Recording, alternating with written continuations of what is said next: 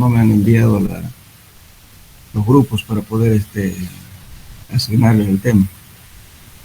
Por eso sería bueno que lo manden al auxiliar con tiempo para dar los temas que van a desarrollar tiempitos, ¿ya? Bien, entonces vamos a ver este tema, que es estabilidad de talud. Estabilidad de taludes. Bueno, primeramente vamos a hablar que el talud, ¿qué es un talud en realidad? Por el nombre genérico de talud se entiende cualquier superficie inclinada, como es esta, ¿no es cierto?, que limita el macizo de piedra o de roca. Pueden ser estos naturales como también artificiales.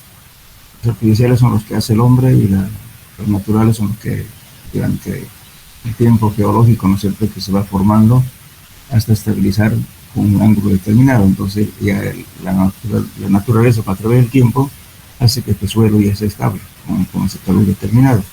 Pero también cuando se hace en forma artificial también se hace esta inclinación, se le da justamente, es muy importante dar este ángulo del talud para que no haya fallas, ¿no es cierto? Las fallas pueden presentarse por diferentes casos. Y entonces, un talud consiste en que la parte superior se llama coronamiento o cresta. Toda esta parte es el cuerpo del talud, la altura del talud, ángulo de inclinación del talud y terreno de fundación. Entonces, básicamente, o sea, el talud es justamente la parte inclinada del macizo terroso o de roca. Eso es un talud. Entonces, ahora los métodos que vamos a ver justamente es aplicando diferentes criterios, ¿no es cierto? Vamos a ver, vamos a buscar justamente un factor de seguridad. Entonces, el factor de seguridad nos va a dar, cuando nos da un valor determinado, nos dice, bueno, vamos a ver eso antes del tema, a qué me estoy refiriendo.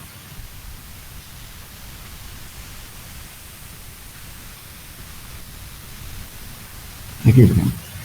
Esta es una tablita que es bastante útil, por ejemplo, ¿cierto? Lo que nosotros buscamos en un talud es esto, F, factor de seguridad. Cuando el factor de seguridad está aproximadamente a 1.07, las fallas son comunes, pueden ocurrir las fallas en el talud. Cuando está entre 1.07 a 1.25, las fallas ocurren. Ahora, cuando el factor de seguridad está mayor a 1.25, las fallas casi nunca ocurren. Fíjense, nunca dice, no hay un valor que diga nunca ocurren. Simplemente dice, las fallas casi nunca ocurren. Siempre hay una probabilidad de que pueda haber una falla por cualquier factor, digamos, ¿no es cierto?, que no está contemplado. Suponiendo que hay filtraciones, por ejemplo, en un talud, el caso de La Paz, por ejemplo. Las casas se hacen en algunas pendientes, bueno, están estables muchos años, pero resulta que por una pequeña fuga de agua potable o del sistema de alcantarillado, hay filtraciones, entonces se va formando una zona de falla, se va humedeciendo, saturando y a la vez ya con el tiempo produce una falla. Y hay un colapso total, o en donde hay accidentes, inclusive con pérdida de vidas humanas, en fin, eso ocurre. Entonces por eso nosotros en nuestros criterios nunca vamos a decir que nunca ocurre. Las fallas casi nunca ocurren, como dice.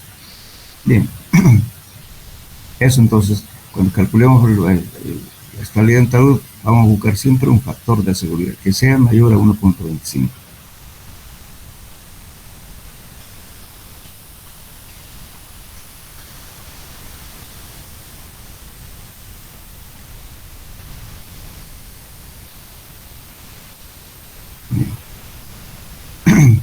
Bueno, resulta que estos estudios, ¿no es cierto?, se han hecho, primero hablaremos justamente el tipo de fallas que pueden ocurrir. El primer caso, este esquema,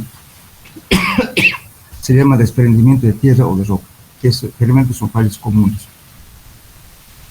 Por eso cuando se hace una carretera o cuando se hace un corte, siempre hay que hacer limpieza de coronamiento. Esa limpieza de coronamiento, ¿qué significa? Sacar las piedras que pudieran aquí, bloques de piedras o un árbol que puede caerse, en fin, entonces se hace un corte o se hace limpieza. en algún caso de colocación de carretera o lo que sea, ¿no? Para que no ocurra este primer caso. Entonces, el desprendimiento de tierra o de roca es una porción de macizo terroso o fragmento de roca que se destacan del resto del macizo, cayendo libre y rápidamente acumulándose donde se estaciona. Donde se va a estacionar, justamente va a caer aquí, ahí se va a acumular la falla. Se trata de un fenómeno localizado, evitable, por los procesos comunes de prevención y cuando es necesario se utilizan los recursos de estabilización. Por eso siempre, con cualquier cosa, siempre hay que ver, ¿no es cierto? Especialmente cuando hay un camino de montaña, por ejemplo, hay que hacer el tratamiento respectivo para que no haya un movimiento brusco, ¿no es cierto? Por la lluvia, lo que sea, puede caer un bloque de piedra que alguien que esté pasando por acá, bueno, va a ser aplastado por la piedra o por la cantidad de tierra que puede caer. También los árboles hay que podar, lo que sea, para que no ocurra ese tipo de fenómenos. Entonces esto es previsible, pero hay que hacer, como les digo, ¿no es cierto?, el respectivo cuidado para que no ocurra esto. La segunda tipo de falla se llama dislocamiento o landslide, ¿no? Puede haber dos casos, este caso o este. Entonces esto lógicamente está pasando por encima del pie del talud, el otro por debajo del pie del talud. Entonces el dislocamiento rápido de una masa de suelo o de roca, ese rompe del macizo se dice para abajo y para el lado a lo largo de la superficie de deslizamiento, conforme el movimiento sea acompañado predominantemente por una traslación. Caso del macizo rocoso estratificado se denomina escurrimiento rotacional y deslocamiento transicional y deslocamiento rotacional. Entonces, por ejemplo, en este caso, le decimos, si la superficie de deslizamiento pasa por encima del talud, como está en el primer dibujo, y lo otro puede ser como en este caso, que está en este segundo dibujo. Dice, será una dislocación superficial o ruptura del talud. Y si por un punto apartado del pie del talud es dislocamiento profundo, o sea, porque para que la falla pase por debajo del pie del talud, eso se llama ruptura de base o ruptura sueca. Bueno, resulta que los suecos tenían ese problema por todos los Países Bajos, como hablamos anteriormente, como son países con tierra emergente, podemos llamarlo así, después del hielo que hubo, ¿no es cierto?, salieron la superficie, esa tierra que actualmente por eso son conocidos como Países Bajos. Tenemos muchos problemas porque generalmente está formado el suelo por arcilla y limo. Entonces, en ese caso, cuando se estaba haciendo los ferrocarriles, todo lo demás, pasó ese tipo de problemas. Por eso se llaman ruptura sueca. Por haber sido observados por primera vez desde los accidentes ocurridos durante la construcción de ferrovías suecas. Eso. Ahora, estos son los comunes, ¿no es cierto?, que pasan. Pero también hay un tercer caso, que se llama arrastre o llamado crep. Este crep o arrastre produce un movimiento bastante lento, como en este caso. Generalmente esto ocurre cuando hay una falla geológica, a veces en la superficie bastante dura por debajo y encima está una formación o una terraza aluvial relativamente suelto, que no está con la misma dureza del material, que no forma parte de eso. A veces ocurre por eso. Entonces, ¿qué hace este movimiento? Es demasiado lento, muy lento, pero de movimiento continuo. Entonces, sí, ¿cómo uno se puede dar cuenta que ese movimiento está ocurriendo? A veces es imperceptible porque es muy bajo su velocidad de deslizamiento. Finalmente, hay plantas de esta forma. La vegetación que crece, ¿no es cierto?, es vertical, pero como se va desplazando, se va inclinando, entonces el árbol se va equilibrando. Entonces vamos a tener árboles así más o menos medio chuecos, ¿no es cierto?, tratando de que sean verticales la parte de la copa de arriba. Entonces significa de que hay un desplazamiento lento. Entonces hay un crep. Ahora en esta zona, por ejemplo, en el caso nuestro, ¿dónde hay la falla? Hay una falla justamente cerca de, no sé si se conocen, la carretera Samaipata. Hay dos puentes, uno que cruza el río Pirey y después vuelve a cruzar este lado. En toda esa zona hay una falla de este tipo, crep, con desprendimiento. Entonces por eso hicieron un desvío de carretera de un lado y pasó otro lado, que vuelve a pasar a este lado. Ahora justamente sigue habiendo ese problema dentro de esa falla geológica. Entonces va a ser un viaducto y un problema serio, porque además no se puede hacer el trabajo, digamos, ¿no es cierto?, en las laderas de la montaña, porque justamente hay una vertiente y que da agua a una población cercana. Entonces no pueden hacer nada, hurgarlo ahí, como decimos, tienen que dejarlo tal como está. Entonces tienen que hacer un viaducto, ¿no es cierto?, sin alterar nada. Es el problema geológico que hay ahí. Alguna vez van a someter, fíjense. Después, pasando el puentecito que hay, no me acuerdo cómo se llama, pero ya empieza la subida justamente al lado del bloque de Samaipata. En esa zona también hay este tipo de fallas. Hay muchas veces, ¿no es cierto?, por esa zona, ese lugar, no aguanta el pavimento que han hecho. Han pavimentado varias veces y al final lo han dejado nomás con sitio. ¿Por qué? Porque por el movimiento que hay no dura ningún pavimento. Entonces hay siempre un pequeño desplazamiento, han hecho inclusive tratamientos con tierra armada ahí para que sea más duradero, pero ni aún así está en continuo movimiento, muy lento, pero se mueve. Inclusive los aviones que han puesto ahí se han volcado también por el tipo de movimiento que hay. Entonces bastante, lógicamente no causa, digamos, accidentes fatales en este caso, pero sin embargo no hay óvaros que aguante, porque siempre tenemos ese problema. Y ahora otro caso que se da es en Sillar. En Sillar, la carretera nueva a Cochabamba, tienen ese problema. Resulta que por debajo hay una formación dura, diferente a lo que está encima. Entonces cuando llueve, entonces justamente en esta zona, ¿cierto?, suponiendo de que tengamos aquí un material duro, entonces en esta parte se satura el agua que llueve, entonces humedece y esta parte está duro. Entonces si estamos haciendo un corte acá, lógicamente que se va a ir desplazando a poco. Por eso no pueden solucionar eso. Hubieron varios planteamientos de hacer pavimento rígido, creo que de 1 metro de alto, pero no, ni así, pues no. ¿Por qué? Porque es un desplazamiento bien lento. La única solución que se puede dar ahí es justamente cambiando, haciendo una variante de carretera, que ya hubo, porque ya esa carretera hace tiempo tiene ese problema, y se licitó ya a nivel de construcción y se paró la licitación justamente porque hubieron observaciones por parte de los ingenieros de Cochabamba y también de la universidad y todo lo demás. Entonces, a raíz de eso no se hizo la construcción y se pidió que vaya por otra formación que está al frente, no sé, que eso es más estable. Pero había una diferencia, no sé de cuántos millones de dólares, y a raíz de eso estamos hablando de más de 15 o 20 años de sigue con el problema y no volvieron a licitar. Porque lógicamente no había ninguna solución en hacerle, digamos, más grueso el pavimento porque se está desplazando el suelo, porque no tiene una solución. Ahora tiene un problema serio en esa zona, porque inclusive las tuberías que está pasando, ¿no? Sobre todo por ahí, siempre está con movimiento, porque tienen miedo de que haya roturas de tuberías. Entonces no saben qué solución le van a dar definitivamente y permanentemente están haciendo estudios en esa zona. Y bastante conflictivo por este tipo de problemas que hay. Bien.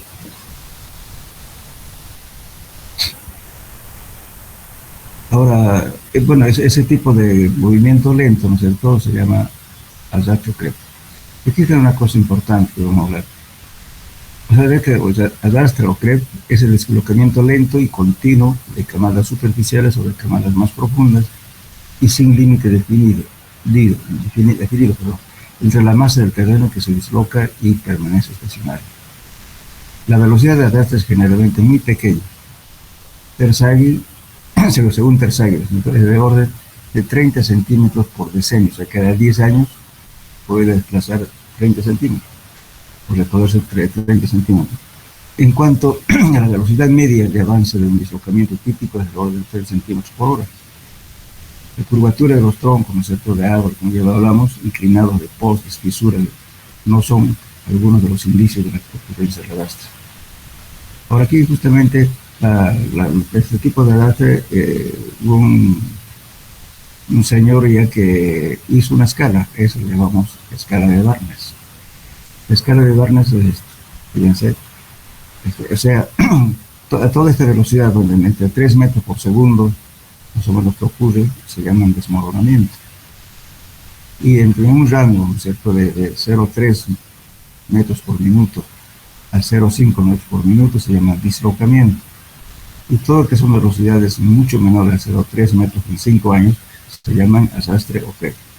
Entonces Barnes lo clasificó justamente debido a la velocidad, ¿no es cierto?, de desplazamiento del macizo terroso, lo ha clasificado justamente por la velocidad, digamos, de desplazamiento del talud.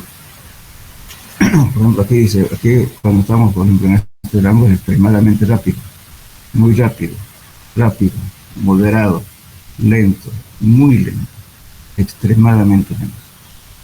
Entonces tenemos más o menos para darnos cuenta de esa velocidad.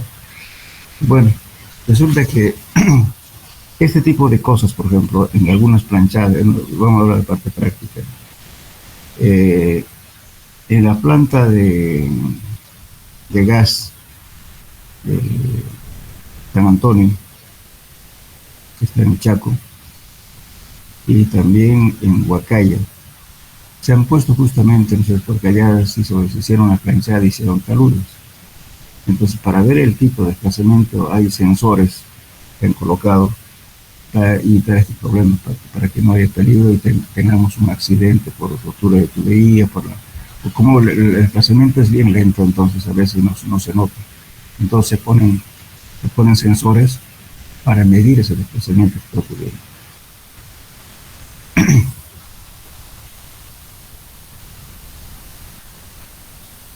Bueno, entonces ahora vamos a ver las consideraciones generales en la teoría de taludes, que es justamente el tema que estamos desarrollando. Los taludes pueden ser hechos por el hombre, ¿no es cierto? Pueden ser cortes, rellenos para carreteras y ferrocarriles, presas de tierra, diques en los ríos, un dique para contención de agua, incluyendo lixiviación, residuos industriales, aguas negras. Lo que es el salvapato, ¿no? Es lo que utiliza para esto. Operaciones para desarrollo industrial u otros, bancos de canales y conductos de agua, también excavaciones temporales.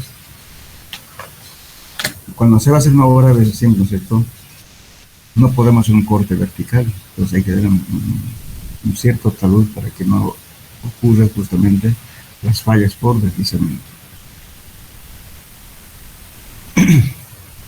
Entonces, los taludes pueden ser también formados naturalmente como en la espalda de las montañas o en bordes. Y lógicamente que este proceso de formarse un talud es una ocurrencia durante mucho tiempo, a veces tienes por miles de años. Por eso mismo, cuando hacemos un corte, por ejemplo, en la ladera de un río, que normalmente hacemos las carreteras por su bajo costo, porque no hacemos túneles, entonces resulta que estamos desestabilizando el talud existente. Entonces eso hay que ponerle alguna obra complementaria, ¿no es cierto?, para que no ocurra las fallas. Por eso, dice, por ejemplo, aquí, la superficie que no es horizontal está por resultado de componentes gravitacionales del peso que tiende a movilizar el suelo desde el nivel más alto hasta el más bajo. La filtración puede ser una causa muy importante para movilizar cuando el agua esté presente, las fuerzas producidas por el mismo también pueden ser importantes en el análisis de la estabilidad en algunas ocasiones. Bueno, lo que nos concierne aquí, cuando estamos haciendo teoría de talud, lógicamente hay que hacer un estudio geotécnico. ¿En qué consiste el estudio geotécnico?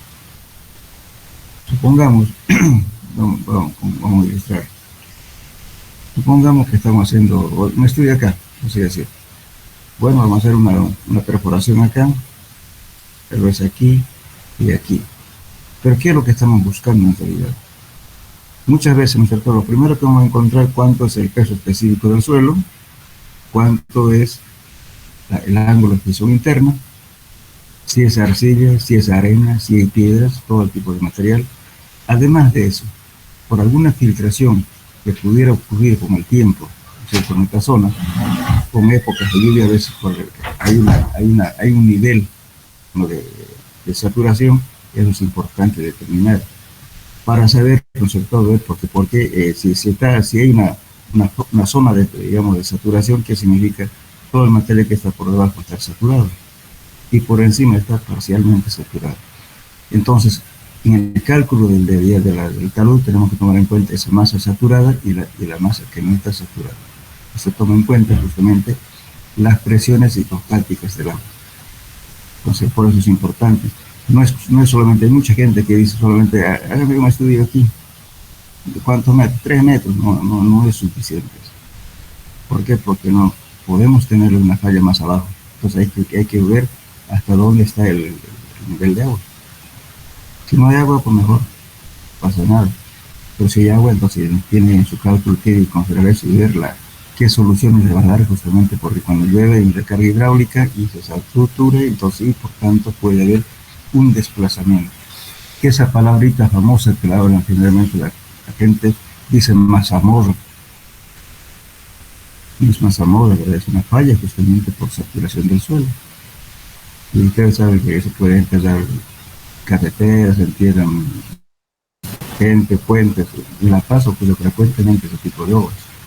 Y hasta ahora justamente hay un problema serio, el otro día La Paz, ¿no? Creo que un sector aprobó una ley municipal donde permitían construir casas de cualquier tipo, de cualquier piso.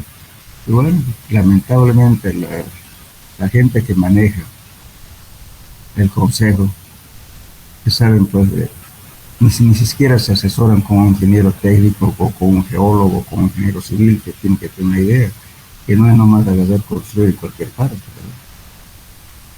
Pero votan por sus intereses económicos o porque políticamente les conviene, porque va a haber más votos, que la gente maneja así. Lamentablemente estamos manejados por ese tipo de gente.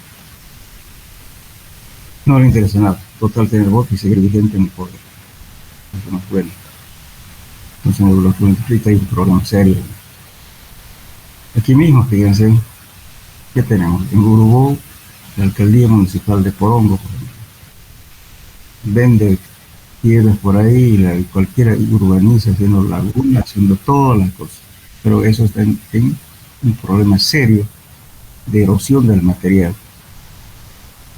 falta de árboles. Dentro de poco, las nuevas generaciones que vienen no van a tener agua para tomar, como ahora agarrar un grifo y bañarse con harta agua.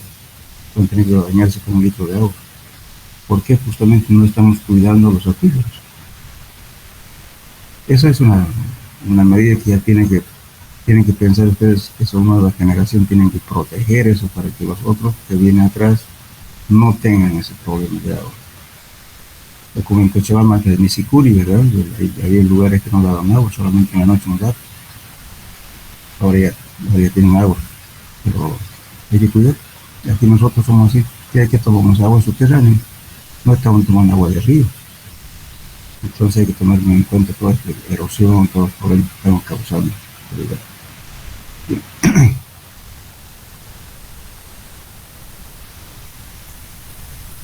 Bueno, después, por ejemplo, esta importancia se dio más que todo por algunas fallas que hubo en algunas partes del sector del mundo, que según es el río, no me acuerdo la fecha, y ustedes pueden entrar a internet, fue un accidente más grave que hubo en la historia, ¿no es cierto?, donde hubo enterrado, creo, más de 3.000 personas. Se presentó justamente por una falla geológica, porque en las represas siempre se tienen que poner el piezómetro en las partes laterales para ver cómo está ascendiendo el nivel de agua. ¿Eso por qué? Porque justamente si el agua asciende por los intersticios, por los poros, sube arriba, entonces hay una zona de falla, hay una saturación y por tanto se puede desplazarse todo, desmoronarse toda la parte lateral. Lo que ocurrió en el accidente, seguimos a ver, pero el tema no está por acá. Entonces, ¿qué hizo? Hubo un mini tsunami en la represa. Entonces hizo que cause una oleada bastante grande y las olas por el debido deslizamiento sobrepasaron la represa y con accidentes aguas abajo fatales, ¿no es cierto? Cantidad de población, escasa, etcétera. Entonces, eso espero que haya beneficio, que hable de entonces, ese tipo de cosas que tener cuidado siempre. Bueno, pero esas fallas que hay, este tipo de cosas han hecho, justamente han tomado medidas precautorias y se estudió en detalle justamente este problema que estamos haciendo, porque hasta esa fecha no se le daba demasiada importancia a lo que es el estudio de taludes. Entonces, por ejemplo, acá lo que estamos hablando es importante.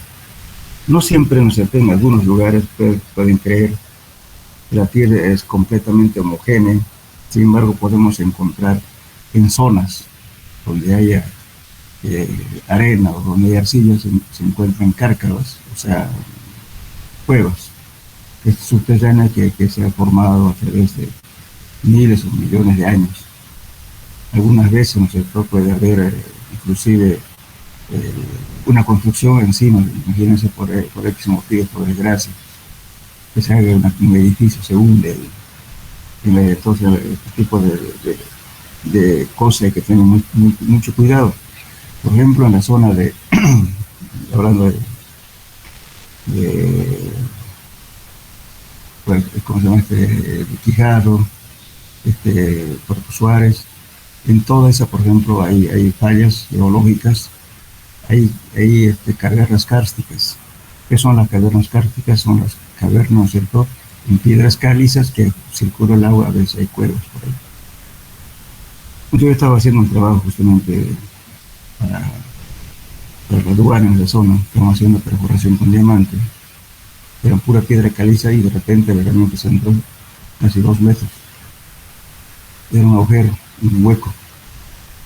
Entonces dijimos, no, en este lugar no es conveniente hacer edificaciones ni hacer cargas pesadas, ¿no es cierto?, porque había una caverna dentro. Pero eso justamente porque por la corriente del agua subterránea que pasa y va haciendo agujeros, porque la piedra caliza se desintegra.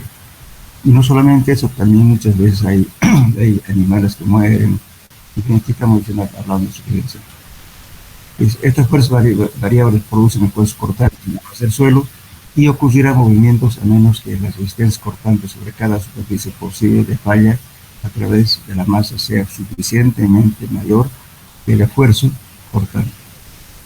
La resistencia de corte depende de la resistencia cortante del suelo y de otros factores naturales, tales como presencia temporal de agua, filtración o filtración de aguas de lluvia, raíces, lentes de hielo, aguas subterráneas, aguas subterráneas congeladas o rocas que deben separarse a lo largo de la superficie de la falla, huecos de animales como gusanos, reptiles o raíces abandonadas pueden producir un mecanismo de falla progresivo en el índice de la falla de talud.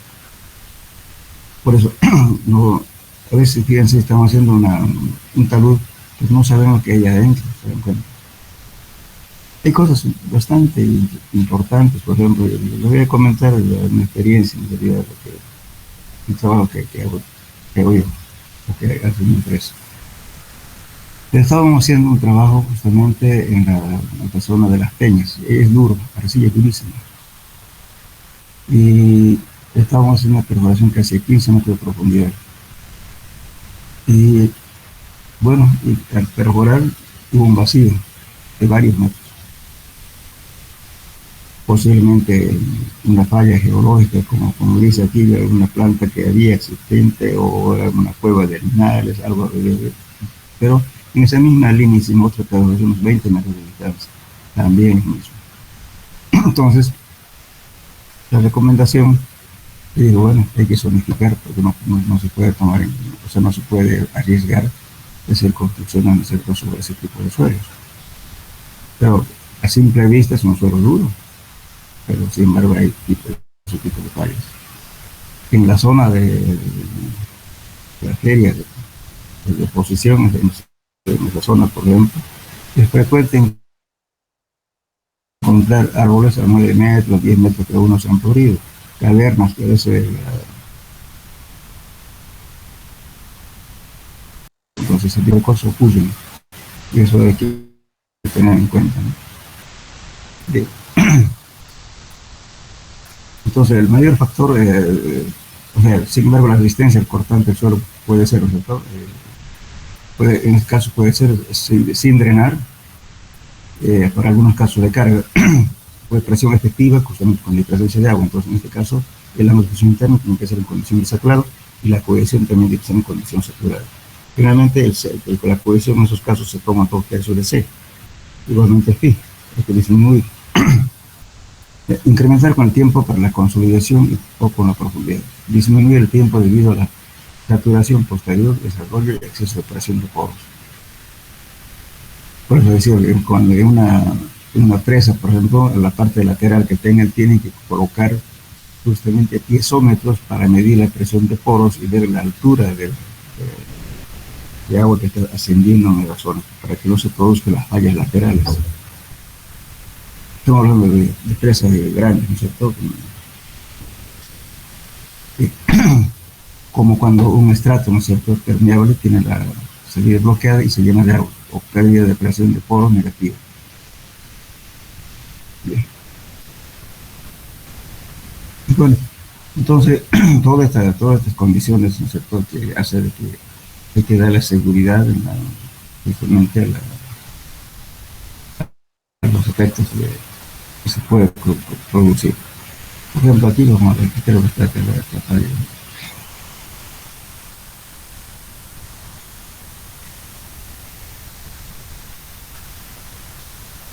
Aquí está el caso, fíjense, justamente a todo este proceso de la teoría, de la historia de taludes y todo lo demás, se formó una comisión por este accidente que hubo en la presa de Fort Tex en el año 1938. Había piezómetros instalados, pero no en la zona donde las presiones de poro causan falla. Esto causó bastantes muertes en la represa. Y a raíz de eso, ¿no es cierto?, se formó una comisión, dentro de ello estaba Terzaghi y Casagrande. Y hicieron algunas enmiendas justamente en el año 1965, a raíz de esto. Bien, entonces muchas fallas en taludes pequeños, como podemos ver fácilmente a lo largo de los cortes de caminos, sobre todo cuando van a un camino de montaña van a haber varios cortes, ¿no es cierto?, a veces sostenidos con muros ya sean muros de hormigón o en su defecto con gaviones, en fin, ¿no es cierto?, para estabilizar, ¿no es cierto?, el desplazamiento que puede ocurrir por saturación del suelo o cualquier otro accidente.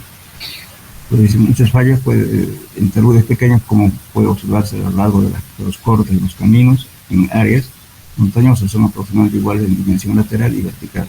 No obstante, en el análisis corriente se supone condiciones de formación claras. Bien, entonces justamente para ver todos estos eventos que estamos viendo aquí, hay varios métodos para solucionar. Pues, ¿qué es lo que queremos encontrar? Y es utilizando cualquiera de los métodos que veamos, ¿cierto? Estamos buscando un factor de seguridad que sea, como les decía, rato mayor a 1. ¿Cuánto era? Mayor a 1.25. Si te da 1.5, mejor, ¿no? Entonces tenemos que buscar un factor de seguridad que dé mayor a este valor. Y para eso justamente vamos a jugar con las pendientes. Entonces los métodos de cálculo pueden ser cualquier cálculo que vean ustedes conveniente. Por ejemplo, de pendientes infinitas, justamente en la práctica que les voy a dar, yo van a tener un muro de contención y un problemita de talud para que ustedes resuelvan, ya sea por método gráfico o por método analítico.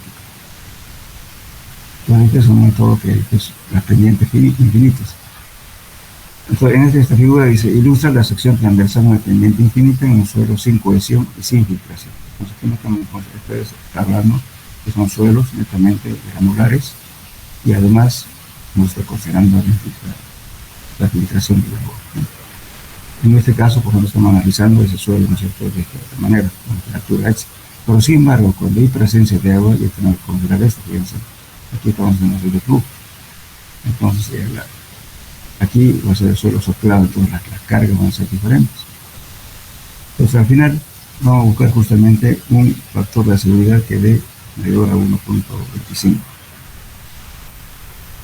Aquí está la forma, justamente aquí van a encontrar el ángulo justamente del talud, van a hacer el seguimiento de las esquemas que estamos mostrando, de las ecuaciones, y van a llegar a esta forma. Que van a encontrar qué cosa. B, el ángulo beta, ¿no es cierto?, va a ser tangente. El gamma prima quiere decir el peso específico sumergido. Aquí igualmente peso específico sumergido más peso específico del agua. Entonces esto es saturado, ¿verdad? Estamos hablando, justamente estamos calculando en función del tipo de material que está ahí. Este es sumergido. El gamma sumergido es igual a gamma saturado menos gamma del agua, eso es sumergido. ¿Cierto? Entonces, y por tangente de pi. Entonces eso nos va a dar este valor. Entonces aquí estamos calculando justamente el ángulo del talud por ese método. Bueno, entonces tenemos varios métodos con la estabilidad del talud infinito, o sea, por el método que estamos hablando, para suelos cohesivos, esto para el caso de cuando tenemos un suelo con arcilla. Entonces también lo mismo, vamos a calcular un valor de n, ¿no es cierto?, del factor de seguridad, que con esta ecuación vamos a calcular ese valor. Bien.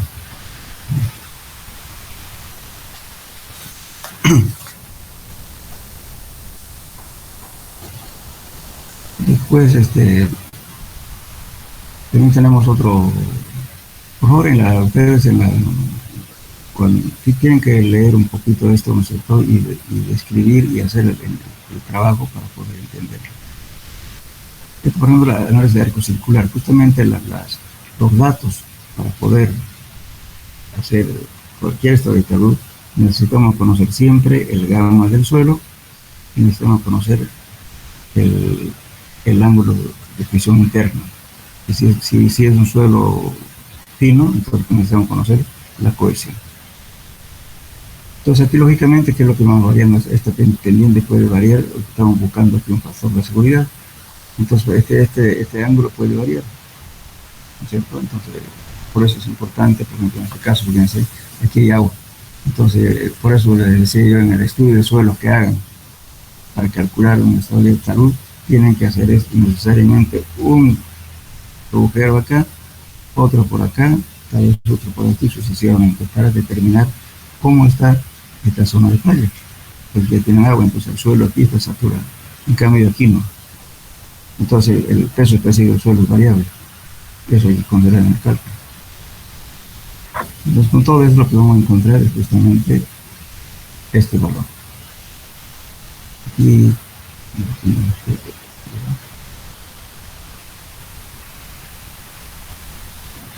entonces, lógicamente, el ángulo del talud, que es este beta que vamos a encontrar, ¿no es cierto? Y el número de estabilidad que vamos a encontrar en función realmente del tipo de material, ¿no? Aquí tenemos el ángulo del talud. Lógicamente que para poder calcular ustedes van a tener que entran como datos, ¿verdad? A no ser que ya el talud esté hecho para verificar, pero normalmente uno se da el ángulo, ¿cierto? El ángulo phi, entonces eso sí, es un dato de la naturaleza del suelo que hay, pero este ángulo se puede uno decir, bueno, voy a trabajar con 30 grados, 40 grados, etc. Pero no se recomienda, ¿no es cierto?, casi muy pocas veces hacer que el talud sea mayor a 45 grados. En lo posible que tratar de siempre en un rango menor a 45. A no ser que sea arcilla dura, en ese caso puede ser, pero no hay que arriesgar tampoco. Entonces, estas curvas de Taylor tienen que encontrar justamente el número de estabilidad con estos valores, tienen que seguir para entender el procedimiento, justamente cómo se hace para encontrar estos valores.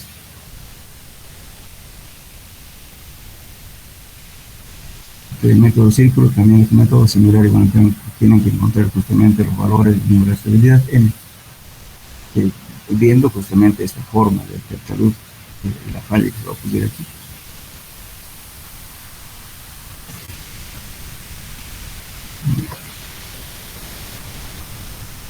Entonces aquí justamente aquí ya llegamos, ¿no es cierto?, a una ecuación, pero vamos a seguir aquí con los valores de f, van a calcular para llegar a esta ecuación. aquí, resistencia real del suelo, el refuerzo del corte, de lo que va a soportar, y la resistencia al corte desarrollado. Entonces aquí voy a encontrar, ¿no es cierto?, el factor de seguridad que va a ser la resistencia al corte real del suelo sobre la resistencia al corte referido. Entonces esta relación tiene que darle mayor a 1.25.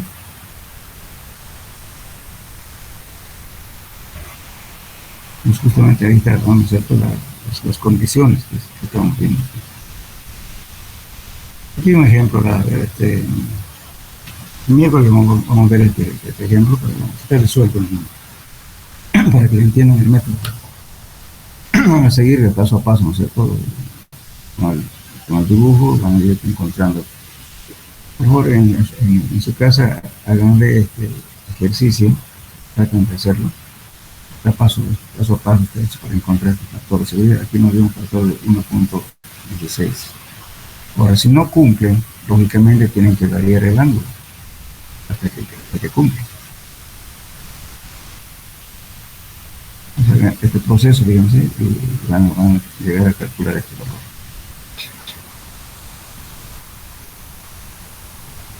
Bueno, el método que más se emplea en la práctica es este, y el método de Bishop. Este es el método de análisis método de las dovelas. ¿Por qué se llaman dovelas? O también le llamamos el método de las rebanadas. Estamos separando, fíjense, en partes, en rebanadas, por eso se llaman dovelas, es una dovela.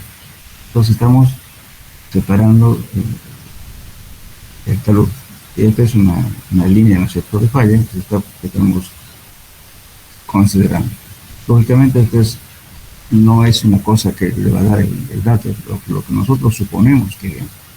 Entonces aquí va a haber una grieta de tensión, ¿no? Depende de las condiciones que se encuentran en talud. Y también aquí tenemos el agua freática. Por eso siempre lo vuelvo a repetir, cuando se hagan estudios solo para un talud, tienen que pedir en diferentes puntos, no uno. Le estoy diciendo eso porque hay gente que hace eso, solamente pide un hito para sacar el gano y no está considerando esto como está la línea de la agua freática, no está considerando eso. Entonces, en el estudio tiene que calcularse eso. Bien. Entonces, y hay lógicamente al final del trabajo, se hace una tabulación, entonces ustedes pueden calcular, por ejemplo, ¿no es cierto?, con AutoCAD les facilita bastante este cálculo, cuánto vale el peso de cada dovela. Y lógicamente esto es fíjense, esto no es una recta, es una cuerda, ¿no es cierto? Entonces, lógicamente, el método que está calculando aquí ese valor, pero van a ver la formulita que da para calcular justamente esta partecita de aquí, porque esto no es recta, es una curva. En la práctica, bueno, cuando yo llevaba la materia no había programa de AutoCAD, entonces hacíamos esto a escala y medíamos esta cuerda, ¿no es cierto?, con un curvímetro. Medíamos esto para calcular justamente el peso de la dovela, pero ahora ustedes tienen una facilidad inmensa. Esto calculen ya sea curva, lo que sea, lo calculen ya. Por eso este método es bastante útil para la práctica, para que ustedes se empleen. Entonces traten de aprender este método y el método de Bishop, también vamos a ver eso. Pero eso no es más que calcula NSUI, que es el peso del suelo, más las cargas verticales por coseno de alfa. Coseno de alfa no es más que el ángulo de talud, el alfa de acá.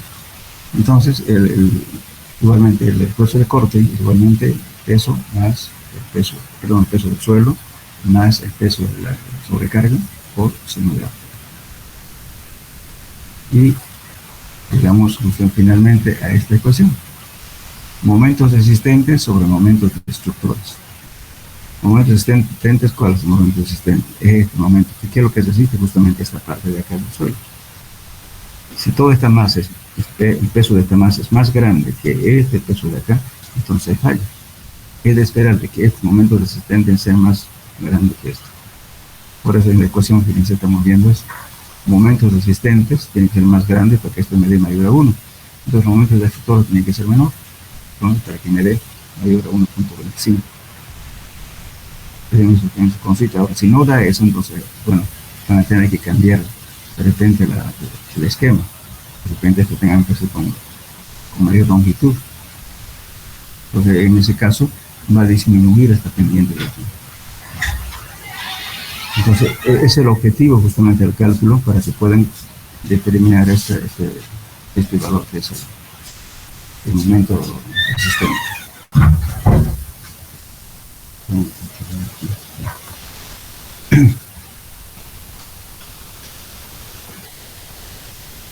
Bueno, ahí en el texto esta función aplicar hay una tablita.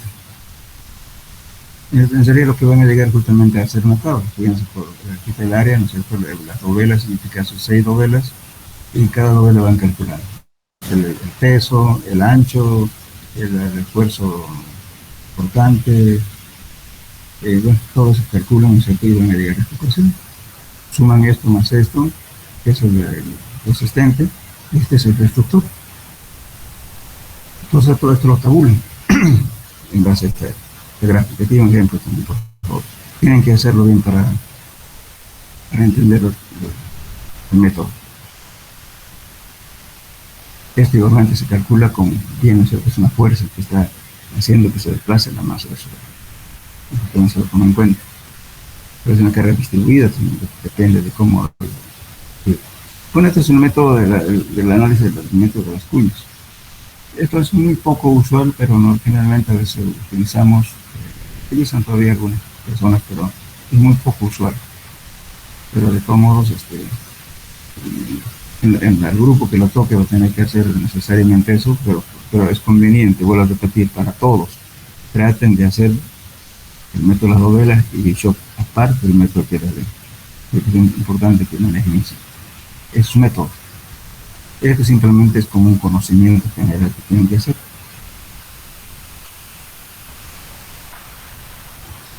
Eso es más que todo casi es un método gráfico. Y también aquí otro ejemplo también de la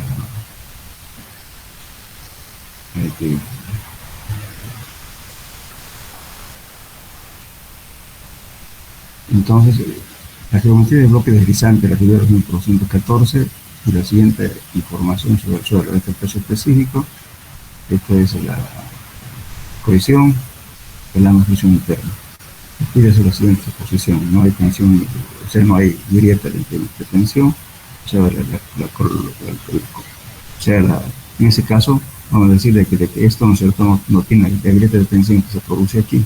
Eso no estamos considerando como esto, ¿no es cierto? Entonces, bueno, con todo eso van a hacer el cálculo y van a llenar este gráfico y está calculado acá paso a paso y van a tener resultados.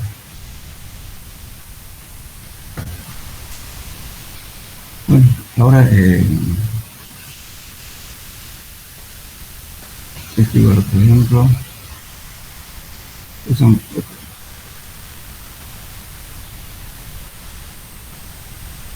esto es el método de simplificado de las novelas, que es este da su origen justamente también del método de las novelas, es su origen justamente para este método de Bishop. Sus consideraciones son similares y también vamos a llegar justamente a la relación, ¿no es cierto?, del momento del destructor frente al sistema. Lo que vamos a soportar es tiene que ser igualmente que el otro, que es 1.25. Es similar, fíjense aquí. Entonces, este método ahora está de moda. Hay programas ya hechos por ustedes que colocan los datos que les pide, la angulación interna, el gamma, la altura, todo lo demás, y automáticamente la computadora, ¿no es cierto?, con su programa calcula esto. Pero ahora, si ustedes pueden hacer un programita, sería interesante, ellos se lo guardan o comparten con los compañeros. Por favor, que haga un programa, yo le voy a dar un puntaje más por el esfuerzo que hay, pero que compartan con los compañeros. Me lo dan el programa y yo se los paso a los interesados. En varios semestres han hecho varios alumnos que manejan Y en algunos programas han hecho programas de este tipo. Bueno, lo mismo podemos llegar aquí, fíjense, a esta fórmula, ¿no es cierto? La ecuación donde calculemos las fuerzas destructoras frente al momento del sistema. Lo mismo que en el caso de las rodelas. Bueno, aquí está aquí un ejemplo que van a llenar esto. Por favor, entonces, estos métodos están hechos con el programa, háganlo por favor paso a paso, sigan, dibujen y vayan calculando esto. La misma secuencia para todo el programa. Ahora, aquí, lógicamente, aquí no estamos considerando la filtración del agua, aquí sí, en este método, pero también es justamente el método de las rodelas, ¿no es cierto? Con filtración y flujo establecido, entonces aquí estoy considerando esto. Y esta es la ecuación. Por eso vamos a llegar justamente también a esta distancia vertical de la cima del talud de la base firme, la altura del talud. Entonces, vamos calculando esto, vamos a ir llenando esto.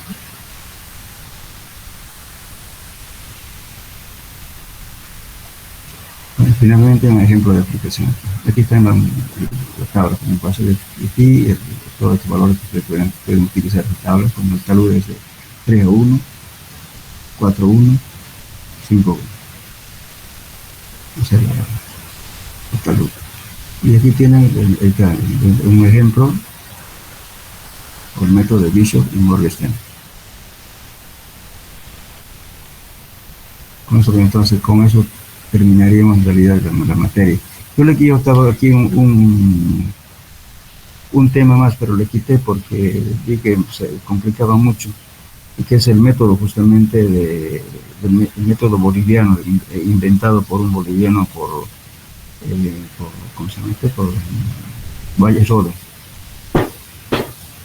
Pero si alguien quiere hacer, es un método que parecido a estos casos.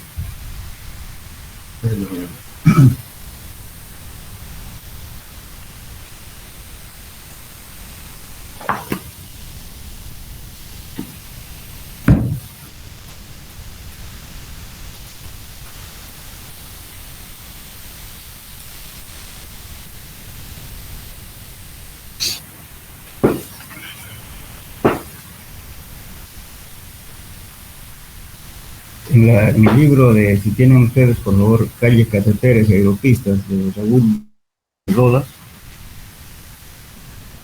esto está en la página 460, está la descripción del método, justamente de Gabriel Carlos, por el método de varios otros. O sea, con ejemplos. Yo lo quité porque lo vi que era un poquito muy largo, entonces la gente se iba más a los métodos de Bishop y de Roberts. Bien, bueno, de todos modos, ¿ya hicieron su grupo ustedes, por favor?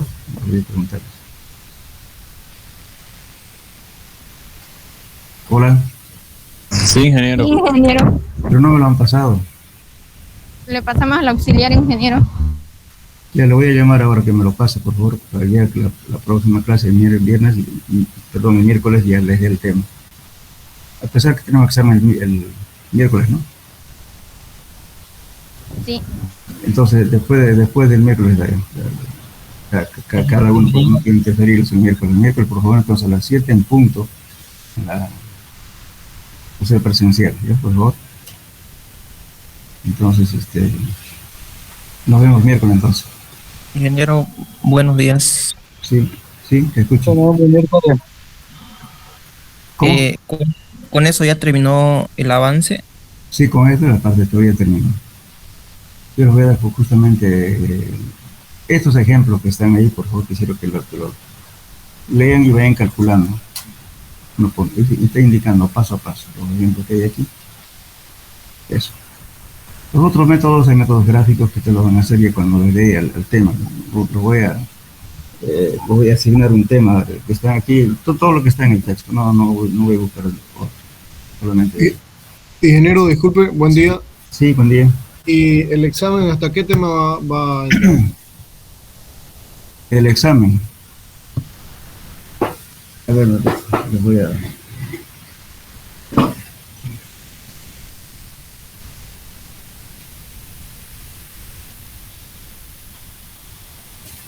A ver, mejor lo veremos acá. Hasta dónde.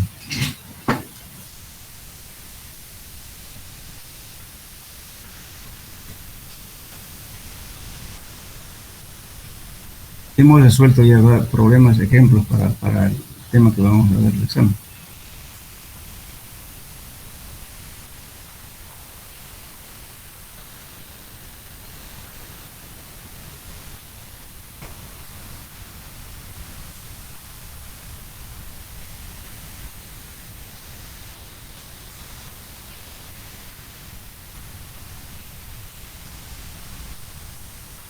Hasta aquí. Esos son los abajo que leí el último. Y también esto también hicimos el último día un ejemplo de esto. ¿Ustedes se acuerdan? De aquí desde el tema 1 hasta aquí. Hay muchos ejemplos de cada tema, muchachos, por favor. Porque si no se pasen eso. Y hagan su formulario. Todos hemos visto, hay muchos ejemplos de cada uno. Ahora, para cuando si van a utilizar este abaco, hay una tabla ya que está calculado en los factores de carga de Terzaghi. Hay una señorita que me mandó una hojita tanto para la falla local como la falla para la falla general y para la falla local. Esa tablita utilicen para que no varíe, porque el ojo de cada uno, si no van a variar aquí los resultados de cada uno. Prefiero que utilicen esa tabla. Pues, si no, se los voy a pasar también la tablita, para que tomen eso, los patrones de carga, y no utilicen esta tabla. Es más fácil. Solamente tienen que saber cuál van a utilizar. ¿Es falla local o falla general? Nada más. La señorita que me mandó la tabla, ¿tiene de factor de carga? ¿Está presente, por favor? Ingeniero, las tablas están en el libro Braga y Medas. Sí, Braga y Medas están, exactamente. Eso vamos a utilizar, ¿ya? Braga y Medas. Esa tabla. Así no variamos de uno a otro, sino vamos a sacar resultados diferentes con el abaco. Bueno, era eso entonces. El miércoles nos vemos a las 7, por favor, ¿ya? De todos modos, vamos a ver en qué aula vamos a dar examen. Yo lo voy a pasar al ayudante el día martes en la tarde. Lo voy a pasar para que no nos perdamos allá. Bueno, quedamos entonces, bueno, hasta luego. Saludos, ingeniero. Hasta luego.